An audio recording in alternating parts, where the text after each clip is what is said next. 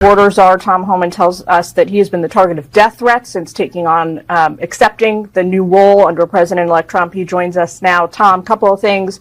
Not had the chance to congratulate you on your appointment, your nomination. So my heartfelt congratulations to you. Second of all, I'm so sorry to hear that you and your family are going through this. What's your preliminary response to hearing that it's not unique to you? Other senior incoming officials are also facing threats today. Well, first of all, I appreciate what Nicole just said, but I'll be honest with you, I have not taken it serious up to this point. Now that I know what's happening in the last 24 hours, I will take it a little more serious. But look, I've been dealing with this when I was the ICE director in the first administration. I had numerous death threats. I had a security detail with me all the time.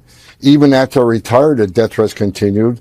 And even after I retired as the ICE director, I had U.S. Marshals protection for a long time to protect me and my family.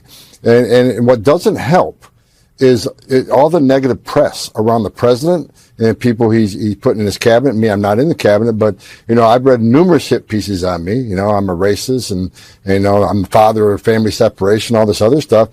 So the hate media doesn't help at all because there are some nuts out there that will take advantage. So that doesn't help. And I thought we're beyond that after the election's over, that we're going to get beyond that. But I will now start taking a little more serious after I just heard what's happened the last 24 hours. Up to that point, I was the attitude that if I'm not home, my family's not home. And they're not home right now, but when I return home, I'm going to bring them home. But I was of the attitude lately that if you want some, come get some. Because, I've been through this many, many times. And but again, what I've learned today, I'll start taking a little more serious. Do you think that there's a role you can play once you're in position and come January 20th? Do you think there's a role that you can play with your leadership and seniority in the second term of President Trump's administration that can help to sort of bring an end to these kinds of threats that we've been seeing now, as you mentioned, against Republican officials and Democratic officials? Well, I think the first role is not to be intimidated. I'm not going to be intimidated by these people.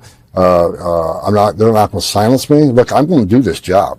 I'm going to do this job because it's an issue of national security. So you're not going to shut me up. I'm not going away, and I'm going to do this job, and I'm going to continue talking to the American people why it needs to be done.